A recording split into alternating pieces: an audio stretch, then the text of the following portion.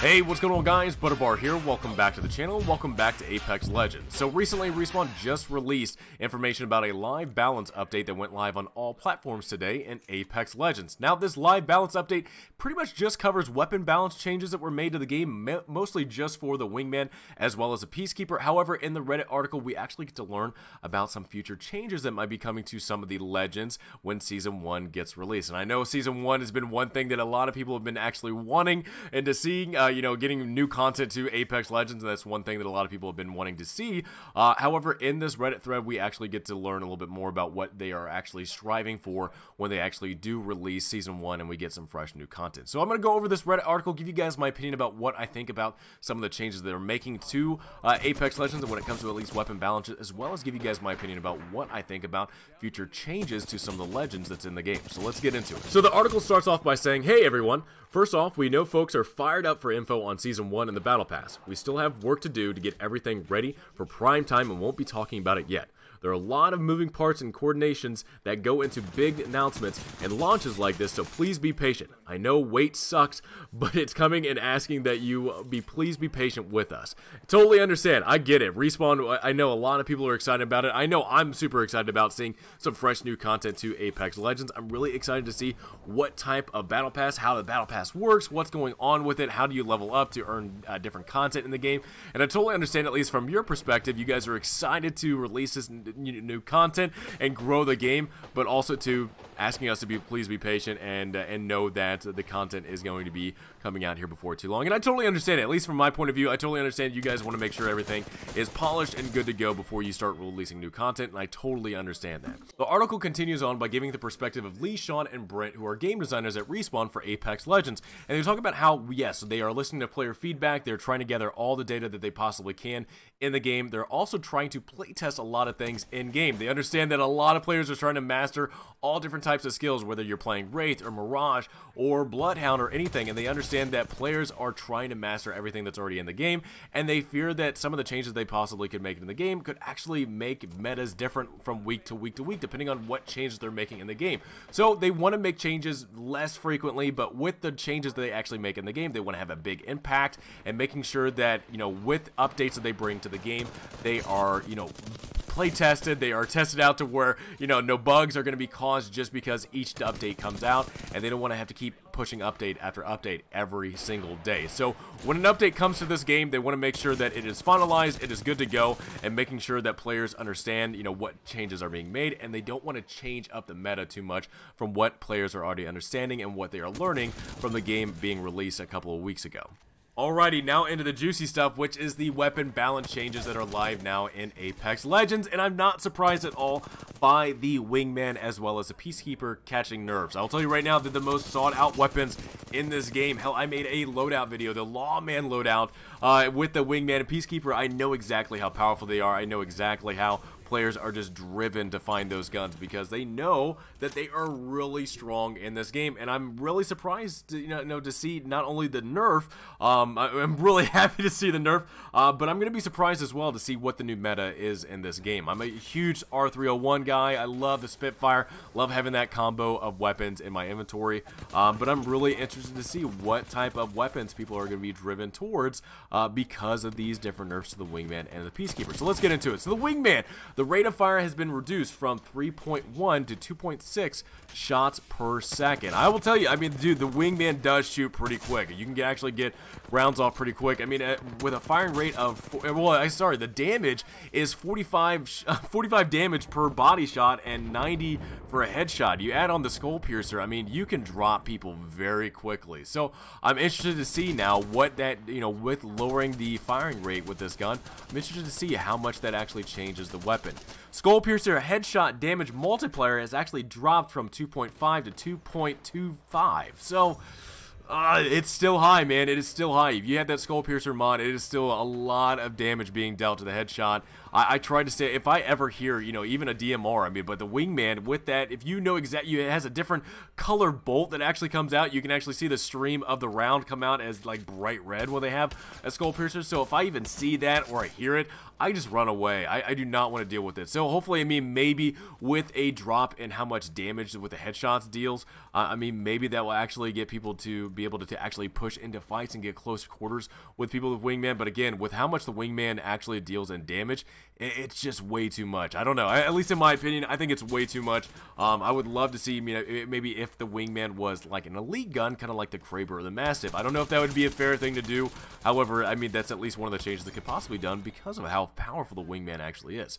Last change that they made to the Wingman was increase the base hip fire spread and decrease the rate at which the hip fire spread decays. So again, you're having these close quarter combat fights where people are able to shoot from the hip and get pretty accurate shots with these guns. I mean, like I said, 45 for the body, 90 damage to the head. You're dealing out a lot of damage with a gun that also, I mean, hell, just a couple of hours ago had a pretty fast firing rate. So again, with the increase to spread, least lethality, I guess, or less damage to headshots, as well as the decrease to how many shots you can actually shoot per second, I'm really interested to see what the Wingman actually does now.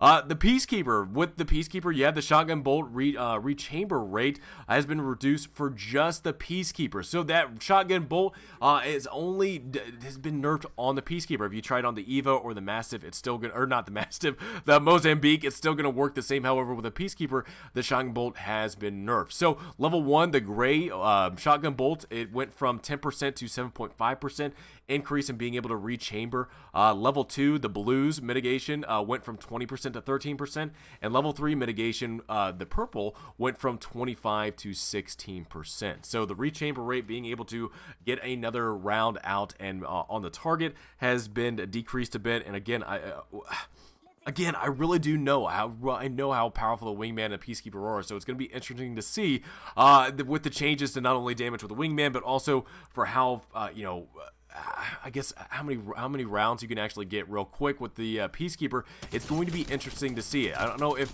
you know, just because they've actually decreased how many rounds, or I guess how fast you can actually fire off the Peacekeeper, if people are actually going to be a little bit more accurate with the way they actually do fire the Peacekeeper. I try to be as accurate as possible with the Peacekeeper. Sometimes it doesn't end up like that. However, with this mitigation with the bolt, shotgun bolts, I wonder if that's going to be making players a little bit more hesitant to just keep popping rounds off and off and off, and actually concentrate on actually getting really accurate shots. Alright, so also with the Wingman and Peacekeeper, availability has been reduced in all zone tiers.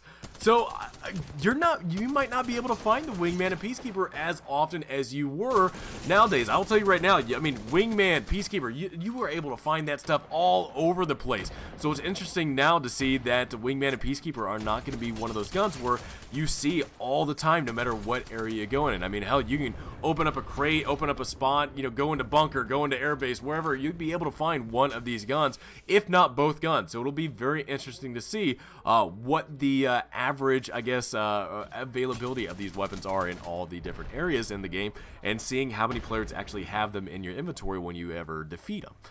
This also, too, this is one thing that I'm really excited about. I'm actually really excited to know that some of the energy weapons are going to be a lot more handy now, because they've actually increased the availability of energy weapons as well as ammo in all zone tiers. Dude, I actually, you know, if I can also find a turbocharger, the Havoc is a lot of fun to use. The Devotion is a machine. If you're shooting that from the hip, close quarters, that thing will drain the health off of people. It's amazing to see how effective it is. The Triple Take, yeah, not so much. But again, it's really cool to see that more energy weapons are going to be getting some love. You're going to see a lot more energy ammo. I want to know if the... I don't know, maybe we'll see a different meta with the energy weapons with, you know, I don't know. It's going to be interesting to see that maybe some changes to energy weapons light ammo heavy. It's going to be a little bit more interesting to see, a lot more different weapons that players are going to have in their inventory, but I'm happy to see that we are getting some nerfs as well as some buffs in certain areas when it comes to weapon variety and ammo type. And also too, they added this in the article and they were saying, hey, why not any buffs or anything to the P2020 as well as the Mozambique? And they said, look, we actually do love the memes. They love the memes of the P2020 and the Mozambique. I'll tell you right now, I'm a huge fan of the Mozambique memes. I try to snatch up a Mozambique and just try to go after kills.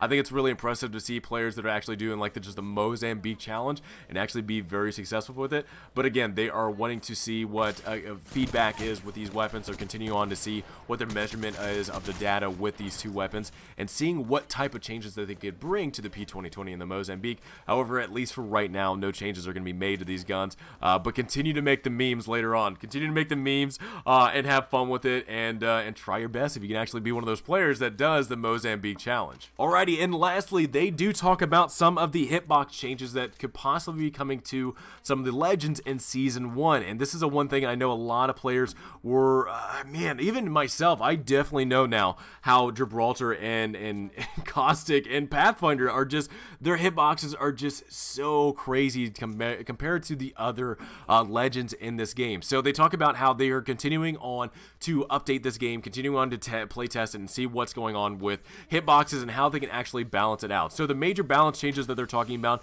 for the start of Season 1 is hitbox size reduction and optimization for Caustic, Pathfinder, as well as Gibraltar. We're trying to better size the hitboxes to character gear and model. Since these adjustments have major impacts on the game, we want to make sure that there aren't any major bugs, so we didn't want to rush them out.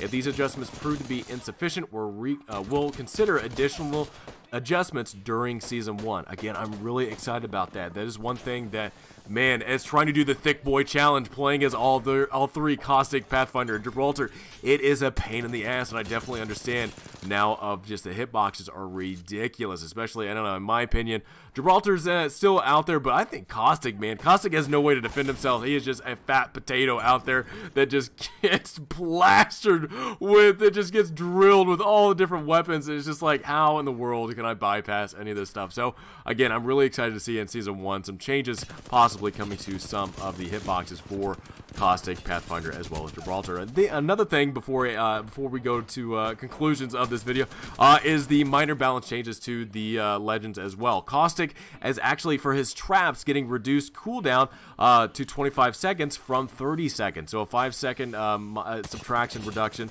So you're going to be able to lay traps a lot faster. That's one thing, at least for Caustic, being one of those characters that does not get picked very often. But for some reason I am able to run into very often. It's really weird. It's nice to see that he is getting a little bit buffs to his trap. Also to increase the radius and proximity radius by 10% that they activated and also put off the gas. And removed a 1-second delay on the smoke, dealing damage to players. I guess it was one thing where, you know, players could walk through the smoke or get away from the smoke and not get any damage dealt to them. Pathfinder Insider Knowledge, this is where you're actually hacking those beacons to where you're actually able to know where the circle is going to be ending up. They've increased the number of beacons in the world from to 12 up from 10. So 2 more beacons in the map to where you can actually peek out and see where the last circle is going to be at, or the next circle is going to be at. Lifeline for the care package, remove the slight chance of level 4 armor and helmets being dropped. I've never had that chance with Lifeline. I wish I had that type of luck with the care package, but I guess now that has been removed in the care package. Wraith, Into the Void, the cooldown increased from 20 to 25 seconds, so it's going to be a little bit longer before you can go into the Void. And Bangalore, the double time, reduced speed bonus to 30% from 40%, so a 10% reduction. And I'll tell you right now, Bangalore hauls ass. Oh my god, I've never seen something just move so fast. So used to, you know, the slow legends. It's incredible to see the speed increase that Bangalore gets when she gets that double take, you know, bonus and people are shooting at her. So, guys, that's it. Those are all the changes of the weapon changes. That's the legend changes that could be coming later on in the future with Season 1. Again, we still don't know yet when Season 1 is going to be released. However, in the future, here in the next couple of days or weeks, hopefully we are going to be knowing some more information and get to play some new content in a really fun game in Apex Legends. So, guys, I would love to know from you, what do you guys think about the changes? What do you guys think about the Wingman and Peacekeeper changes coming to Apex Legends? And what do you guys think about the hitbox as well as the buffs and all the nerfs for some of these legends that they're they're going to be getting in Season 1. I'd love to know, so let me know in the comments down below. If you guys like this video, give me a thumbs up. Hope you guys have a great rest of the day. Thank you all. I love you all for the support. It's amazing. And have a great rest of the day. See you guys.